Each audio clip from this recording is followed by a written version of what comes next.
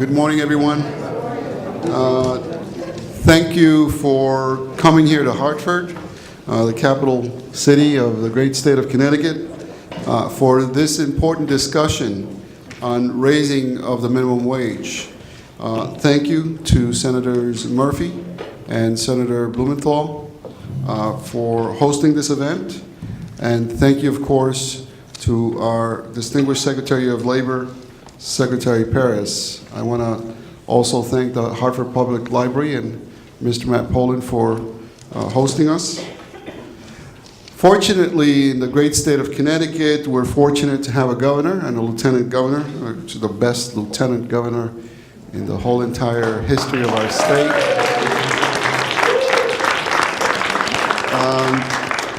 That has shown extraordinary leadership on the issue of minimum wage. We're also most thankful for having some of the most passionate leaders of the administration.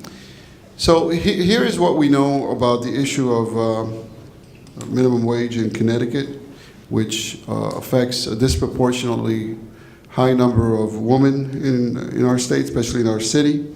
15% of the workforce is young people. We know that the Congressional Budget Office just released a study indicating that 900,000 people could potentially be lifted out of poverty as a direct impact of increasing the minimum wage. For a city like Hartford, which has one of the highest concentrations of poverty in our state and in our nation, especially in a region that has one of the highest wages in the world, brings a unique situation and challenges for us here in the city. We know that the proposal for increasing the minimum wage to $10.10 doesn't match the inflation and doesn't really provide a sustainable wage, but it is a drastic improvement and one which would be very beneficial for our state, especially for Hartford. Our population is young, many young mothers who are entering the workforce, young men and women, and also the re-entry population, which will be benefited by this increase in the minimum wage.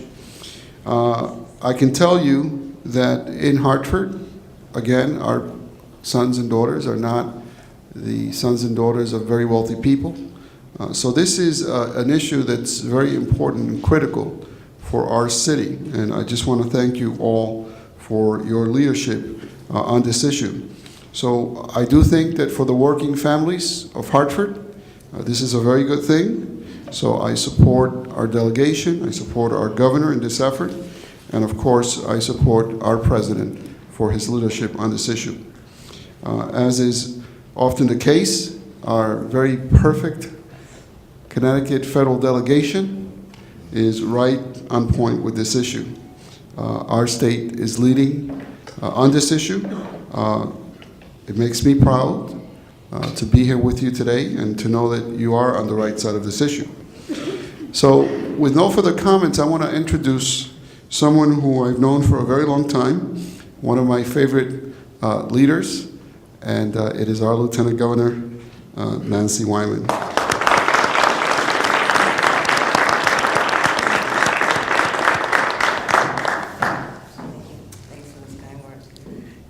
Thank you, Mr. Mayor. Thanks for those very kind words, and thank you for your leadership here in Hartford. It's very, very much appreciated. And let me thank, of course, our senators for bringing this conversation here today. It is something that has been on the front burner in our state for a while now, and having more of a discussion, getting the word out is so important to all of us. And Mr. Secretary, thank you so much for being here again in our state. And I know you had dinner with our governor last night, and I'm sure he's asked you for a lot and probably will ask you for more later on, if I know our governor. But you have been traveling around the country, and we really do appreciate talking about this minimum wage, educating people on how important it really is and what the powers that some individuals have and local elected officials have that they never thought they had before. And so you and our president have done an unbelievable job of really bringing this issue to the front. And we appreciate it. As many of you know, that the governor and the legislature passed a bill a year ago that raised the minimum wage. And this year, the governor has proposed another bill that's in front of the legislature now that talks about increasing it a little bit more. So it alters, by the new proposal alters by about 15 cents for next January 2015 for the minimum wage to go to $9.15. And then it would increase by another 45 cents to $9.60 in January 1st of 2016, followed by the final increase of 50 cents in January 2017 to $10.10. As the mayor says, this affects not only mostly women that are in these jobs, but if you look at the actual numbers, no matter how much we give out, it's still that this minimum wage will not provide a totally living wage. And as we look at the way that we all think about trying to get our children to a better place, the best thing we can do is to get our children out of poverty. And this is the beginning, by doing this and increasing the minimum wage. You know, across the country, Americans are saying that it's time to increase the minimum wage, recognizing that it's not only good for the workers, but it's good for business, and it's good for our economy. When workers earn money, businesses have more customers. And these people that are raising, they want to spend the money. They're not going to be putting it into a savings account. They need to live on this money. So I thank you all for being here today, and I thank the secretary again for joining us, because this is such an issue that we know has to be taken care of. So at this time, I have the privilege and honor to introduce our junior senator. Junior. I can't remember the last time I've ever been called junior. Our junior senator, who has really stepped into his position, has made himself known, has cared about the issues, and has worked very, very hard to making sure that all people knew what was going on. I know that he and the other senator, not the older senator, the senior senator. Of course, Dick is a senior to me about a month and a half. That's about an age. But to both of them. I'm dropping it right now. I'm going back to the junior senator. I'd like to introduce a good friend of all of us, Chris Murphy.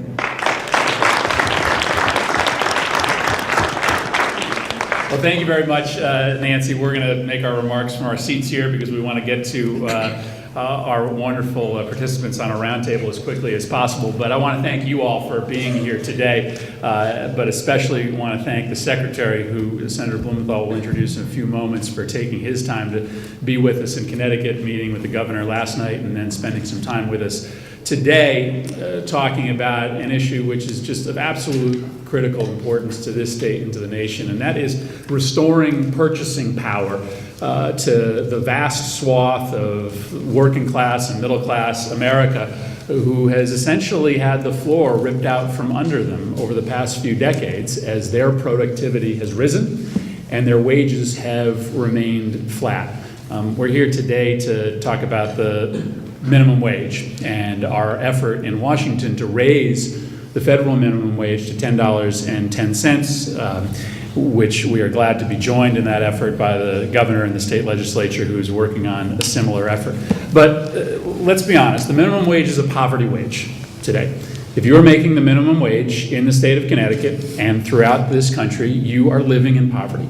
For a family of two, the minimum wage right now is at $16,000. Try living on $16,000 a year in the state of Connecticut. Here in Hartford, if you don't have a rent subsidy, your rent is likely to gobble up $10,000 to $12,000 of that $16,000, leaving you about $4,000 to $6,000 to do everything else. Pay your taxes, feed your family, try to save a little bit of money for whatever you're working on with your family. You just can't live on the minimum wage in any way that affords you the level of dignity and respect that we would come to believe is the hallmark of being a citizen of the most affluent richest, most powerful country in the world. And so first and foremost, the effort to increase the minimum wage is an effort to restore dignity to American families who are working hard, who are producing more than ever, and who deserve to be adequately compensated for that work. Productivity of American workers since 1980 has increased by 75%. Now, if those workers had gleaned the entirety of the increase in their productivity, the average salary in this country today would not be $51,000, it would be $77,000. But the fact is that as productivity has increased, wages have remained flat. That's part of why we are talking today about the issue of income inequality, because that increased wealth that's come from increased worker productivity has gone somewhere. It just hasn't gone into the hands of workers themselves. A statistic came out a couple weeks ago that showed that the 40 most affluent hedge fund managers in this country make as much money as 1/3 of all high school teachers. 40 individuals in the hedge fund industry today make the same amount of money as 300,000 high school teachers. Now, that may prick your conscience a little bit, but it also has severe economic consequences for the nation. When I go into small businesses in New Britain and Hartford, Bridgeport and Norwich, and I ask the small business owners, what can we do as a government to try to help you and help your business? Is there some regulation that we can change that might allow you to hire a few extra people? Is there a tax that we can reduce that might cause you to expand your business? They say, well, you know, I can talk to you about those things. There's probably something you can do in a regulatory manner or on the tax side to help me, but what I really need is customers. If people walk into my store and offer to buy something that I am selling, then I'm going to hire another worker. And that is all about putting money in the pockets of the folks who are walking into those retail establishments.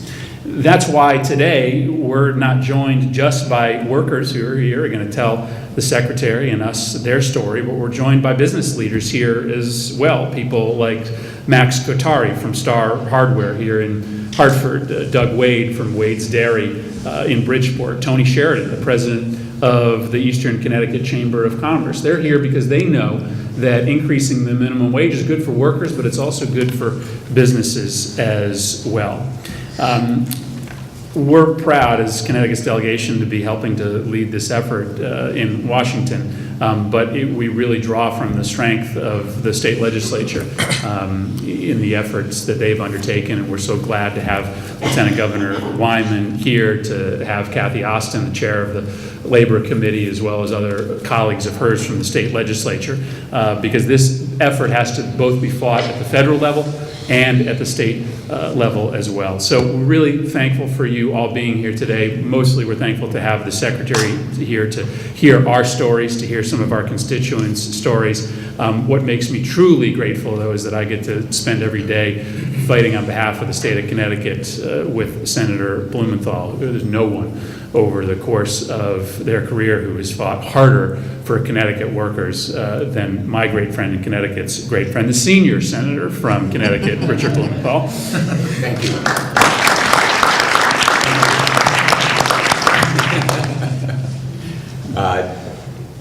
I want to note that the secretary has more gray hair than I do. But that's because he has a tougher job.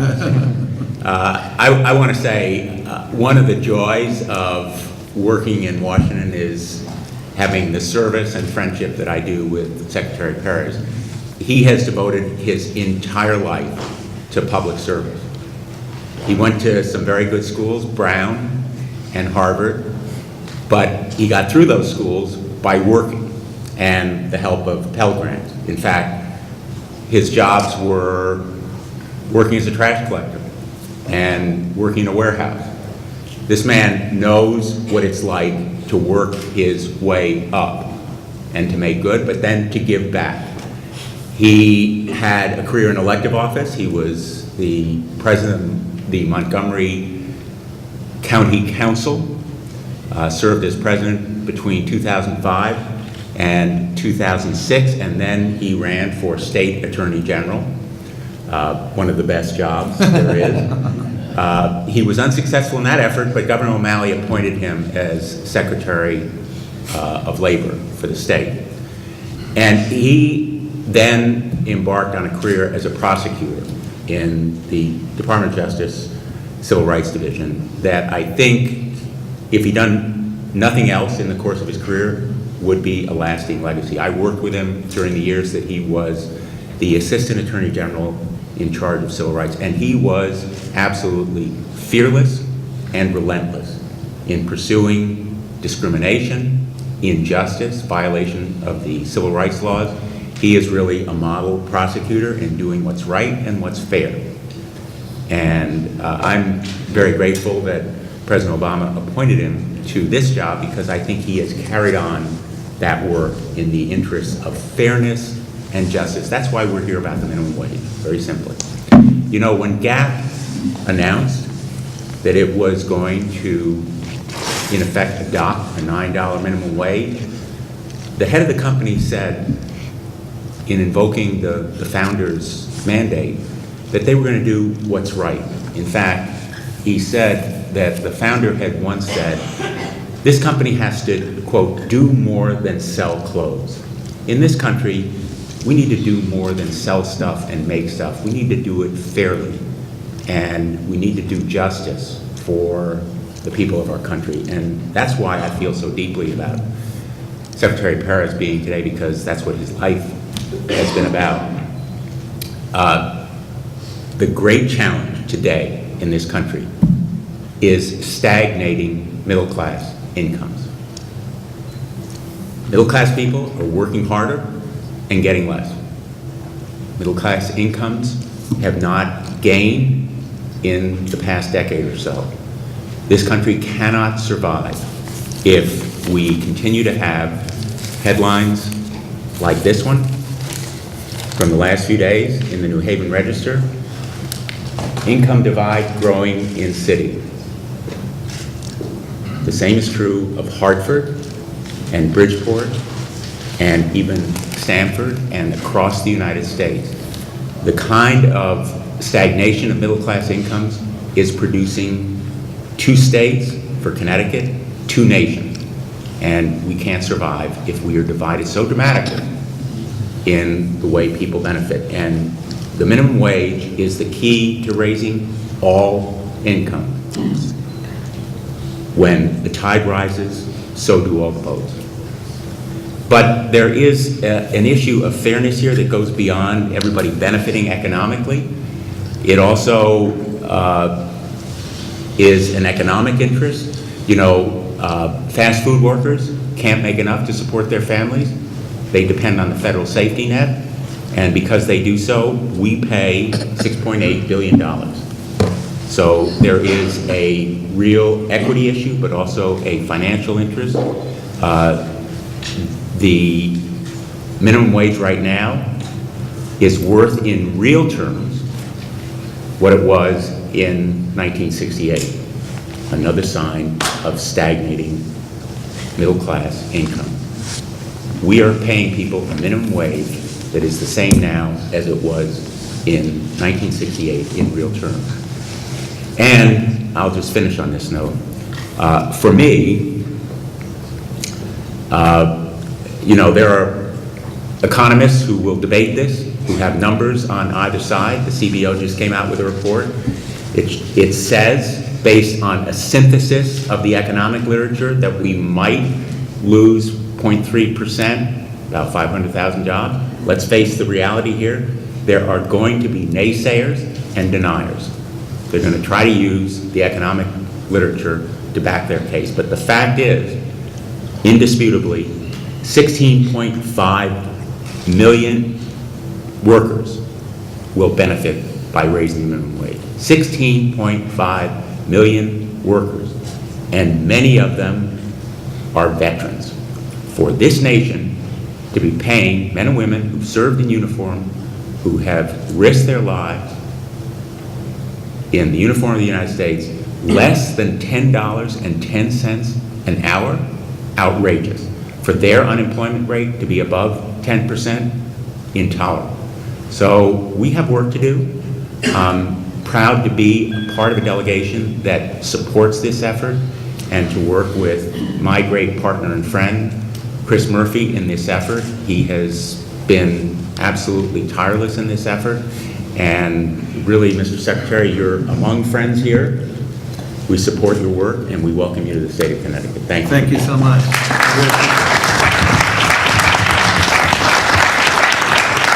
Good morning. It's an honor to be here. Senator, I have a vivid memory when I would talk to my friends around the consumer protection world, and you'd say, who's the gold standard among state attorneys general? You were always the gold standard. And it's of no surprise that you're now among the gold standard in U.S. senators.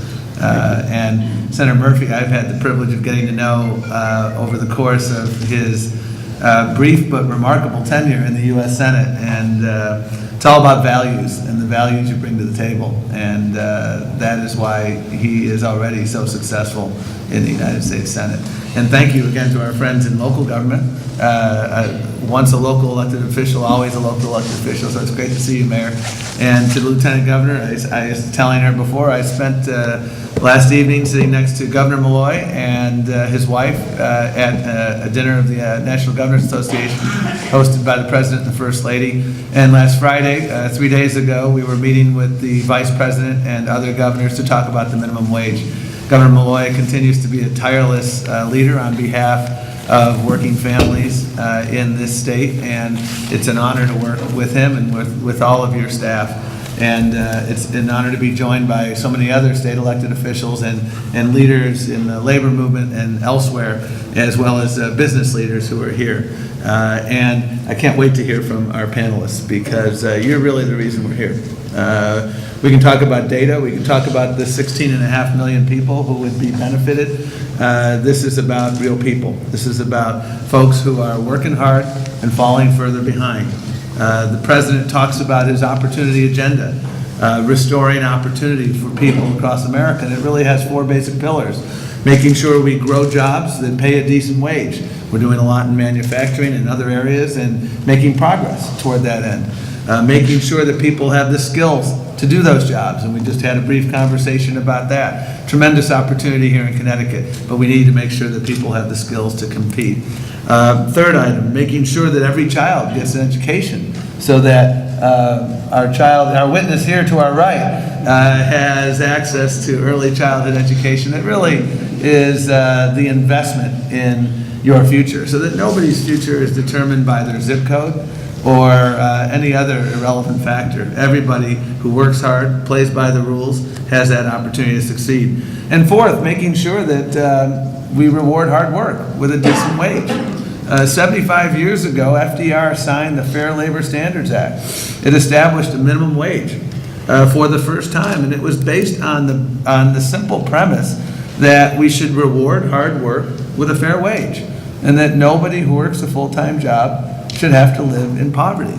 That was what the FDR talked about 75 years ago. That's what bipartisan leadership in Congress in the ensuing decades has supported as we've increased the minimum wage, always on a bipartisan fashion. One of my predecessors, Elizabeth Dole, called her work increasing the minimum wage one of her proudest accomplishments. George W. Bush signed the most recent increase in the minimum wage. Newt Gingrich was the speaker in 1996 when Congress passed in a bipartisan fashion an increase in the minimum wage. So there's been a long, proud history at a federal level of understanding that we reward fair work with a decent wage, because we want people to be self-sufficient. We don't want people to have to rely on public benefits. And when we pay a fair wage and we invest in people's skills, we do just that. And regrettably, in my travels, I have seen so many millions of people and heard stories of individuals, as we will hear shortly, who are working hard and falling behind. I remember the baggage handlers we met when we were in Jersey City a few weeks ago, working at Newark Airport. The only raise they got was when the voters in New Jersey recently raised the minimum wage. I spoke to a mother who was telling me about the decisions she has to make between diapers, medicine, food, Nobody in America should be making choices like that. And she's working a full-time job. I've met with veterans who are working the minimum wage, who had served this nation with distinction, and they're confronting the indignity of not being able to feed their family. And as the senator correctly pointed out, this is not simply a challenge for teenagers. 12% of minimum wage earners are teenagers. The average age of a minimum wage earner is 35 years old. The average profile is it's a woman, and all too frequently a working woman, including one whom we will hear from very shortly, who is working hard, doing her best, but struggling to make ends meet. And so that's the face of the minimum wage. And we see so many industries that are being subsidized by the taxpayers. Recent study showed that bank tellers, 30% of bank tellers are receiving some form of federal assistance to the tune of a $900 million a year subsidy for bank tellers. So it's not simply fast food workers. It's workers across a number of different sectors who are working hard and struggling to make ends meet. As both senators have correctly pointed out, the wage has remained stagnant. So 20%, the purchasing power of the minimum wage is 20% less than it was when Ronald Reagan was president. So imagine if we all walked into work today and we're told, I need you to take a 20% pay cut from what you were making 30 years ago when Ronald Reagan was president.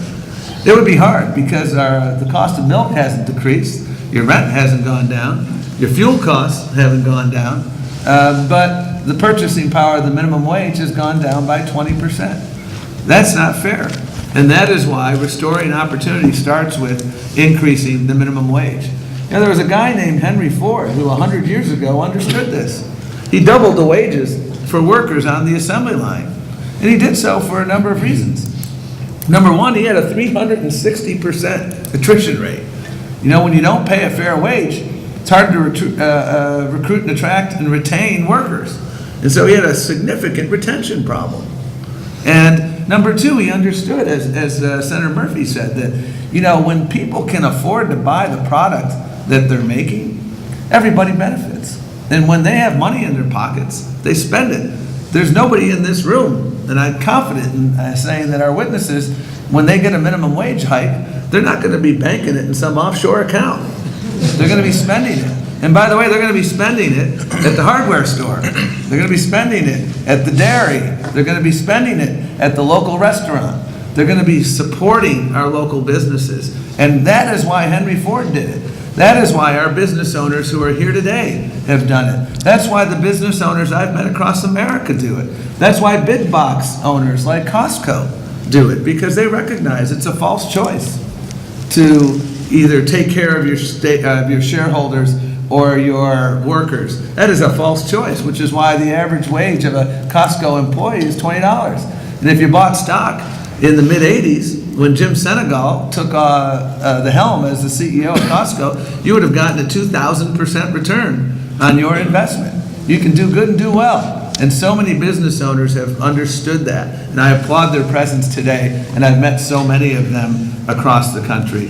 And that's why America needs a raise. Americans need a raise. And that's why the president is working so hard. I want to applaud the efforts at a state level, because under Governor Malloy's leadership, under the leadership of your state senators, under the coalition of people, the business community, and others, you've set the tone, not only in the minimum wage, but in issues such as paid leave. I met a minimum wage worker who worked at a McDonald's who was sick and couldn't come into work. And his employer asked him, told him, I'm going to fire you unless you come in with a doctor's note. And he looked me in the eye and said, how can I produce a doctor's note when I can't afford to go to a doctor? That's the plight of minimum wage workers across America. Connecticut has been leading on so many issues of critical importance to working families. And that's why I'm so proud to be here today. You know, the president talks a lot about how leadership on all too many issues doesn't begin in Washington, it comes to Washington. The minimum wage is a perfect example.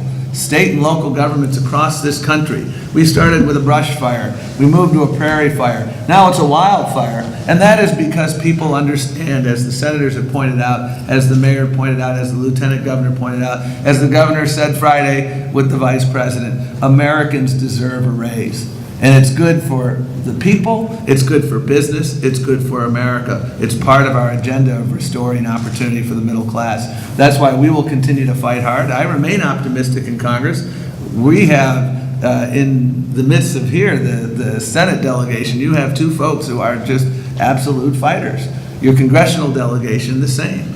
And so I have confidence that when people go back home during recesses and listen, and they see the overwhelming support across an ideological spectrum across this nation for the minimum wage, it will move forward, just as it did in '96. I was told when I was a staffer for Senator Kennedy in '96, you'll never raise the minimum wage. It's divided government, can't happen. You'll never pass immigration reform, it's divided government, can't happen. Well, guess what? The people spoke. The people are speaking today, and I'm confident that we will move forward in this. And speaking of people speaking, it is now appropriate to turn to really what the reason is for our presence today, because we talked about statistics, and the statistics are important, but the stories are what it's about. The people who are affected are what it's about. And we have 4 folks here. We really have 5, and I would like to start out with our 3-year-old, who as the father of 3, my kids, when they were that age, never would have been able to sit here. Best behaved 3-year-olds. And do that. So I want to say thank you, first of all, to Journal Durham. Sue works at Dunkin' Donuts for 6 months, and before that had worked at Walmart. While she was working at Walmart, she wasn't at work the day this happened, but she had a mild stroke and was unable to work for a number of months. And she has been able to work at Dunkin' Donuts now for a while. She has not only this child here, but I believe 4 other children. And this is the face of the minimum wage. It's parents who are trying to raise their kids. Next to her is Josh Griffin. Josh works at McDonald's, was born and raised in Manchester and now lives in Vernon. Graduated from Manchester High in 2010, I believe, and started working at McDonald's when he was 19. He went and took classes at the community college, Manchester, but had to drop out because he was trying to balance school and work. And he really wants to go back and get an education, and he wants to save enough money to do so. Last year, I think he was promoted to manager, but he was demoted after he asked for a 1-week vacation 6 months in advance. Rasheen Campbell is a bus monitor with the Capital Region Education Council. Again, another Hartford native. Graduated from Glastonbury High School and then attended and graduated from Coppin State University, which is in the great state of Maryland, in 2002. After he came back from college, Rasheen became a Hartford police officer for about 7 years. In 2011, he stepped down because he became disillusioned with the job and dealing with the people that he grew up with, who were on the other side of the law. And so he became active in his church and worked at several minimum wage jobs. He's not been able to find full-time employment beyond the minimum wage since he left the police department, and now works part-time for minimum wage as a bus monitor at the Capital Region Education Council.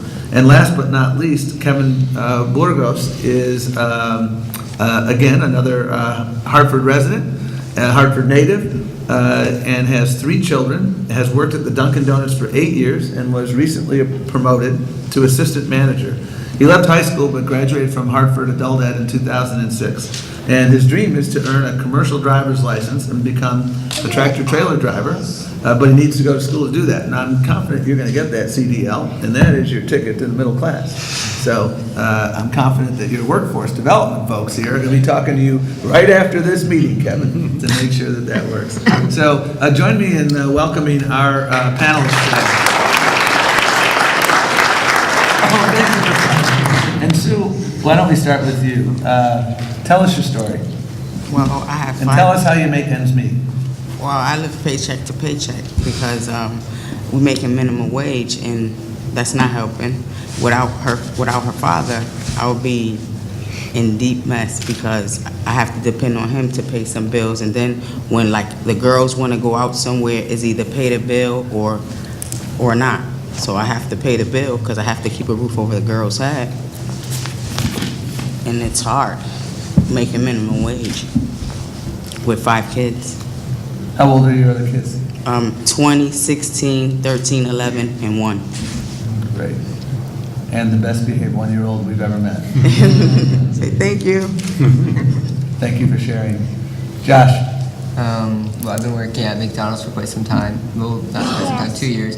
And me, myself, like, I can't pay for rent, can't pay for any of my bills. I actually have to have my roommate help me sometimes, and I just pay her back. So it's always just like getting from one debt to another and just keep trying to balance myself out of it. So it's hard to get by. How long have you been at McDonald's? I've been at McDonald's for 2 years, in August of 2011. And is that true that you were demoted because you asked for a week? Yeah, I gave them 6 months in advance, went on my vacation. While I was on my vacation the whole time, they kept calling me and harassing me, and then when I came back, I just got my position taken away from me. Even though I do all the same stuff, I still manage their store for them, but they took that away from me.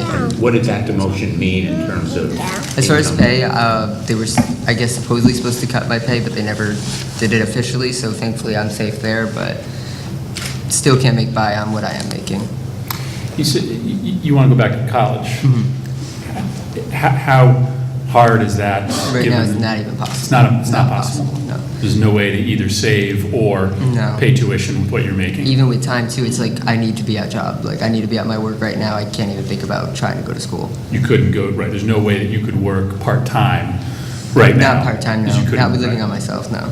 So it's a cycle, right, Yeah, essentially? basically it's unbreakable until this gets fixed. Right. What do you want to study if you ever get, if we can unbreak it? If we can I'm break the actually cycle? in art. I try to do like graphic design and stuff. So I was just, we were talking about the skills gap, and I was just at a big employer down in Fairfield County who was bemoaning the fact that they need more people who can do computer graphic design, that they can't find enough people, and so you're speaking to a skill that we desperately need in this state. Right. Rashim, tell me your journey from, you have an interesting journey from law enforcement to where you find yourself now. Well, it was a big jump. You know, when I got out of school, I got accepted to the Hartford Police Department. I got accepted to the Hartford Police Department and to state police. I chose Hartford Police because that's the city I was from, and you know, and then going from that pay grade down to being a bus monitor was like a humongous jump. So like, you know, when I interviewed for the job, everyone wanted to know, well, why is it that you would, you know, because the amount of money that we're offering and what you were making. And so that caused a little bit of, you know, like it was a little bit of tension because the guy who was offering me the job, I actually made more than him at my previous job. So then it kind of caused, you know, friction. But once I got on the job and then I started trying to pay the same bills because I still had the bills from the previous job. So then it was like, oh my goodness, you know, the car payment would come in and then I'm looking at my check and I'm saying, oh boy, you know, how am I going to do this? So then once I started seeing that, you know, it was becoming difficult. I went back to my musical skill that I had before, and I was able to, you know, play for different people, play at the church and things like that to try to help out. But I mean, really, it's just like she said, living paycheck to paycheck, and it becomes very frustrating after a while when you go and you just cannot provide. You know, you work hard and you're tired at the end of the day. You look at your check on Friday and you're like, did I miss a day? You know, it's just it's really difficult. Are there months where you have to not pay a bill? Oh, definitely. There are times where I have to, you know, you're saying like you have birthdays, you have Christmas. I mean, you're sitting there thinking like, you know, all right, well, I have to skip on this bill and I'll take care of Christmas, but then I know I have to make it up. So then you're trying to figure out what extra, you know, odd jobs you can do to fill in, you know, the gaps. And tell me your ultimate goal, Ricky. Well, ultimately, now I'm working on, I'm starting a studio, and I'm trying to get music to be something where I can integrate it with the community and have it be an outlet for people in the inner city who are trying to find a way to ease. There's so much tension and things of that sort, so I'm figuring if I can use my musical abilities to help children to find that outlet, just to be able to get away and to be able to create and do things like that. That's pretty much what I want to do with my studio.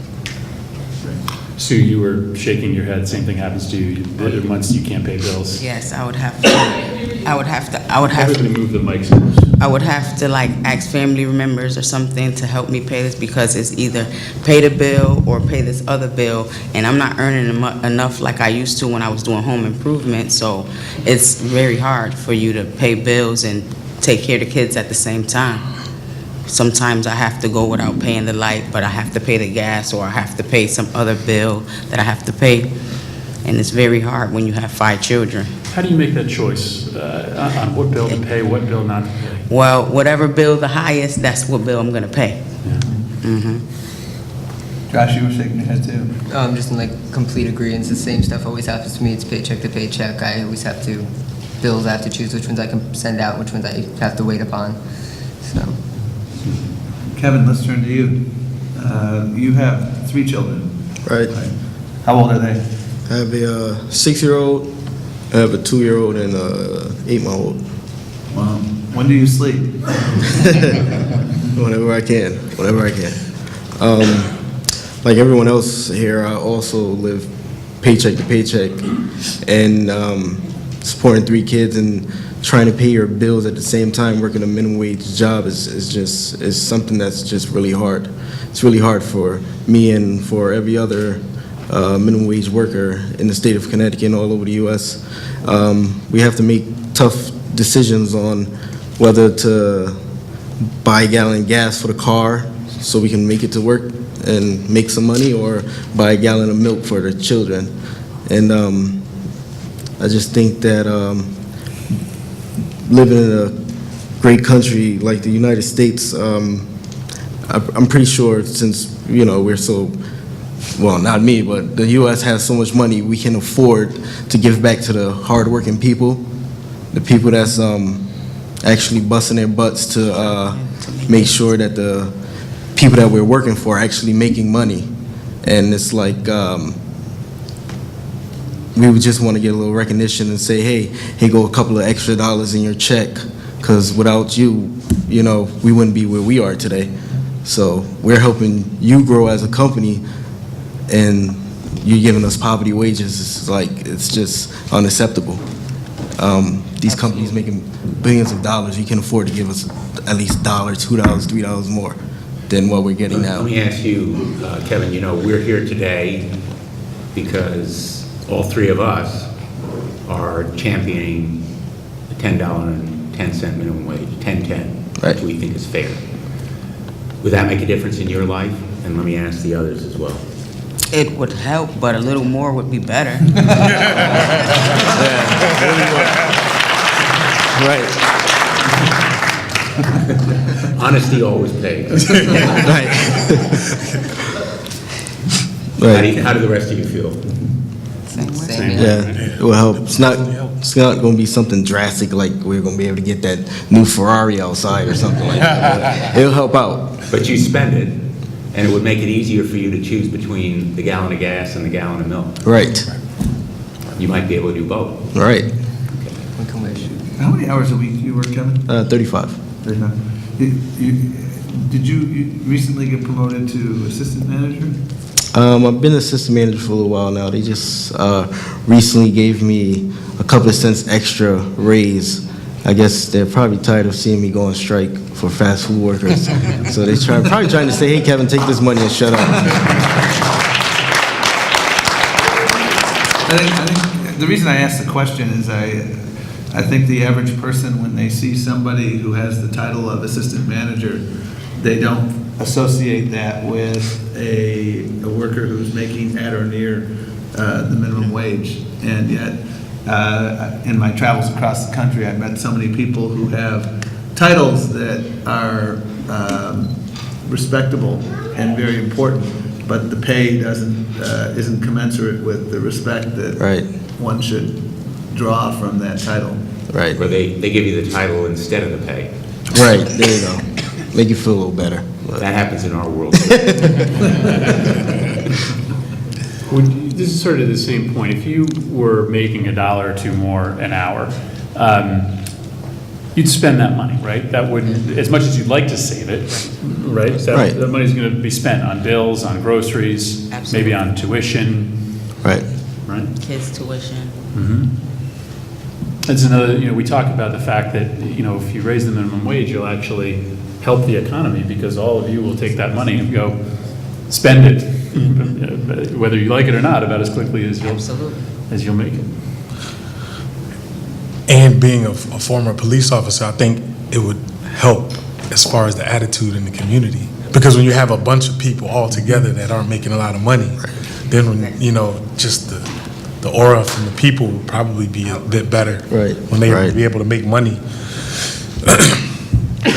We have just a few more minutes, and I wanted to ask all of you, you have a wonderful Senate delegation here who strongly believe in the minimum wage. There are others in Congress who have a different perspective on this issue. And if they were here, what would you want to tell them? It's easy for them to judge when they're not in our shoes. Like, Right. they don't have to go through what we're going through. Like, we can't survive, they can survive. So, of course, for them, they don't care. But that's why it's nice to have you guys out here who are actually out here caring for us and making sure that we're going to be okay. Absolutely. Like he said, we should just let them go for a year. Hey, let's switch positions. Let's see how you can survive Exactly. living in my shoes.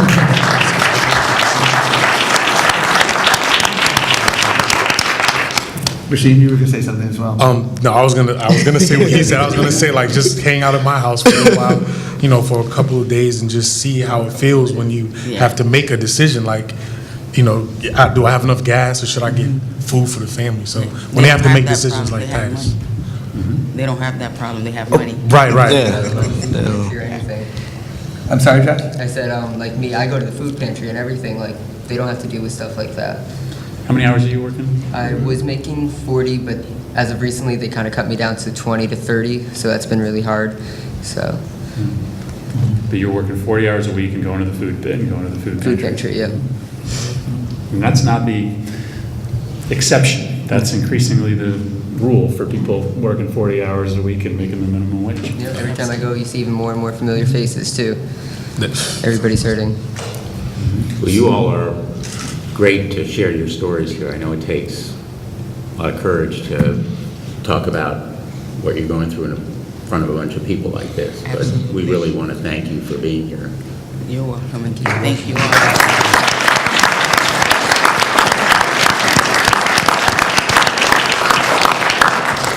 I want to also thank both of you.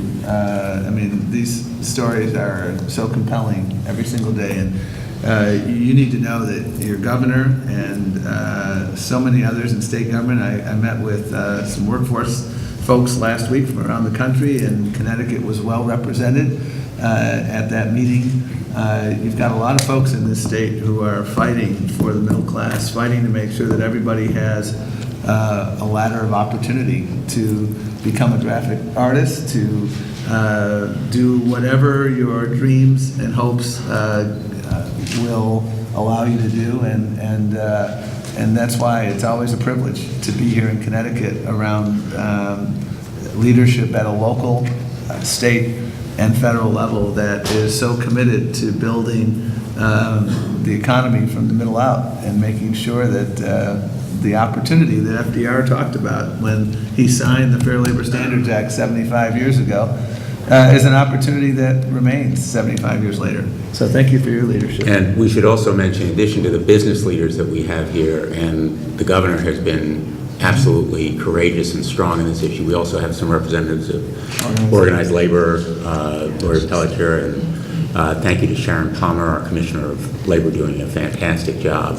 and others from the Department of Labor who are here today. Thank you for the great work that you're doing, standing up and speaking out for Julie. Thank you, and all the folks who are here. I could go around this room and call you out, but you know how grateful we are to you. And ultimately, I think what Senator Murphy and I see in Washington is, the conflict becomes more important than what we have in common. And we ought to take what we have in common here. Listening to these stories, I can't believe that employers really want their workers to go through what you have to do, just to make ends meet, to keep your families together, to keep a roof over your house. And I think what Governor Malloy is trying to do here in Connecticut, and what business and labor are trying to do, is bring people together and recognize what we have in common, which is so much more important than the conflicts that we have. Max and Doug, could they raise their hands? I don't know them. Doug Wade, right there was Max. Oh, great. And Tony Sheridan, I had read about him. I wasn't sure if he was here. Tony here yet? Thank you so much. I've spoken to so many business leaders, and I've asked them, why do you pay a fair wage? And they say, it helps my business. It's a smart thing to do, and it's the right thing to do. And I was at an Ace Hardware store in Washington, about a half mile from my office. I asked that question. And I asked it of a customer, you know, why do you keep coming here? You could probably get a little cheaper if you go to the Home Depot or something like that. And they say, these are really good employees. And when you treat your employees fairly, they stick around longer. And that's a win-win for everybody. So thank you for your leadership on that. I see that all across America. And thank you, organized labor. I've met fast food workers that organized labor has been working to shine a light on their stories. And I wish I could say these stories are exceptional, but we see this all over the country, Senator. And that's why we're going to continue to work our level best on this, because this isn't America. And this shouldn't ever be America. And it doesn't have to be America. Henry Ford recognized that 100 years ago. Max and others recognize that today.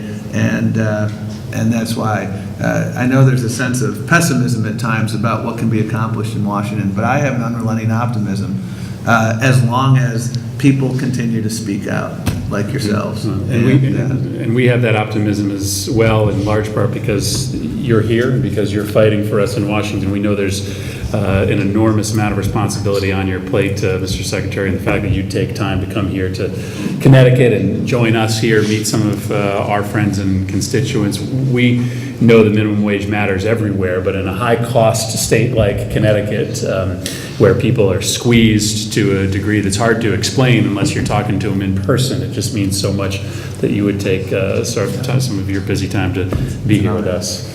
Well, thank you to everybody. Yep. Thank you.